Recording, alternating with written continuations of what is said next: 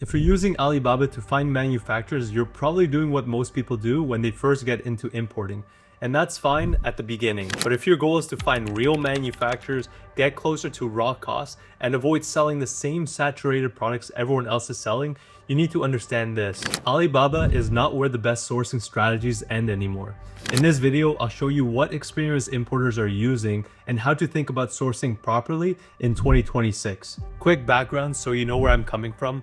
I run a B2B and B2C business where we import monthly container loads from China, Turkey, India, and Belgium. And you can see in this video, we have hundreds of container loads worth of products at the warehouse. And when we first started, we used Alibaba just like everyone else. It was an easy site and we were also familiar with it. It was also easy to message suppliers and find products, but as I got more experienced, I noticed some things. So take a moment to check out the website 1688.com. It's basically a cheaper version of AliExpress, and that's because it's going directly to the source. A lot of sellers on Alibaba and AliExpress are middlemen eating away at your margin. I'm not saying that Alibaba is bad. It's great for finding generalized products, getting initial quotes, understanding a rough idea of your product's price ranges, and getting spoon-fed essentially at a premium price. And finding suppliers who have English-speaking staff. The downside is that a lot of them claim they're manufacturers, but aren't actually manufacturers. They're middlemen, they're trading companies, or they're factories with really heavy markups because they know people who are shopping on Alibaba are typically beginners. And I'm not saying they're scammers, I'm just saying that you would incur a lot more costs buying from Alibaba. So there are other platforms similar to 1688 where pricing is noticeably cheaper than Alibaba or AliExpress. And the reason is just that you're getting closer to the source. The problem is that suppliers on 1688 don't typically speak English. They're not set up for foreign buyers. They don't market themselves as internationally.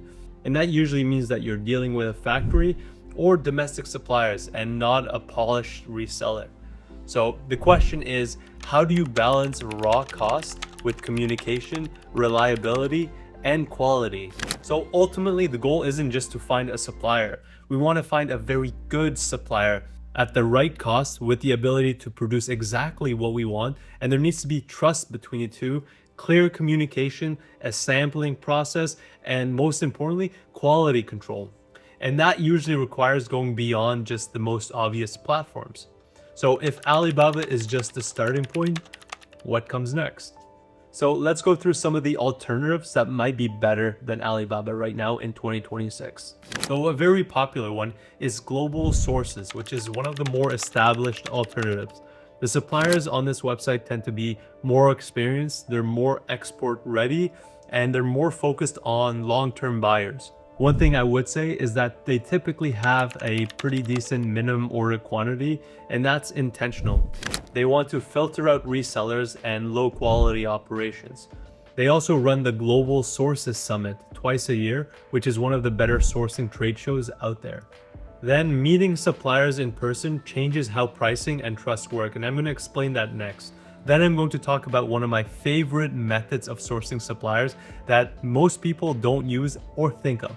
So first, when you can meet a supplier in person, it typically signals to them that you're a serious buyer, that you've got a proper business. You can also this way see the samples. You can talk directly to the factory owners. You can find manufacturers that aren't listed online, and you can negotiate a lot better prices face to face than you would ever be able to do online. And a great place to do all of this is at the Canton Fair, which is one of the biggest and best ways to source in China. You can literally find any product here, anything that you can think of, and so much more you can find at the Canton Fair. It's absolutely insane how big the Canton Fair is, and it will open up your mind to so many different products and possibilities to expand your business in the future.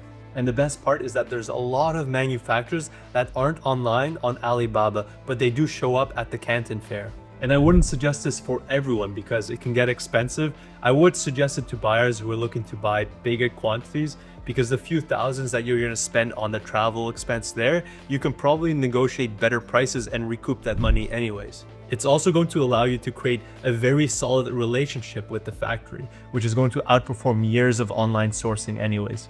So one thing that this is going to be very useful is as your business grows, you may want credit terms. And typically it's easier to get credit terms if you've met the supplier face to face.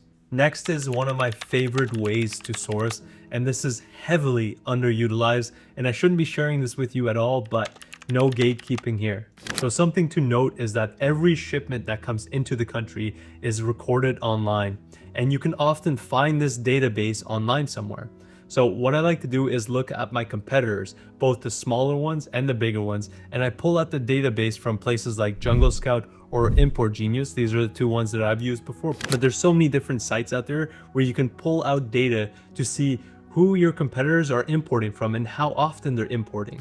This is extremely valuable information because your competitors who are doing maybe better than you or are very close to where you are, you can see exactly what suppliers they're using, and you can now reach out to those suppliers and see what sort of products they have, what sort of capacity they have.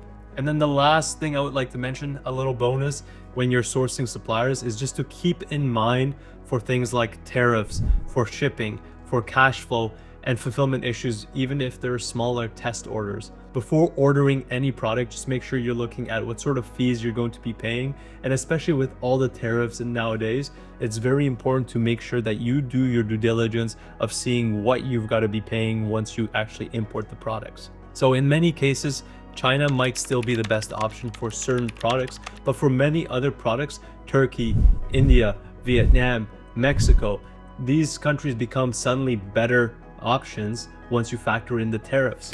And if you don't think about stuff like this early, you might end up really paying the price later on or rebuilding when your supply chain is under pressure. So make sure you think about everything from where the products are being shipped to the fees you'll have to pay, to where it's going to be stored, which, by the way, I do have a 3PL company. If you guys need one, it's located in Canada. But moving on, you've got to know where you're going to be storing your products and what your strategy is once the products arrive, or even better, before they even arrive. And if you'd like a more detailed video that talks about things like that, tariffs, sourcing the suppliers, talking about the best way to navigate your shipments, or anything like that, just leave a comment below. Now, while for experienced importers, all of this may seem obvious, but for newer buyers, stuff like this is usually overlooked. And when I was new, I wish I knew all of this because I would have saved so much time and money. And so I really hope that this video helped even one person, and if it did, I'll be really happy with that. And thank you guys for watching the video, and I'll see you guys at the next one.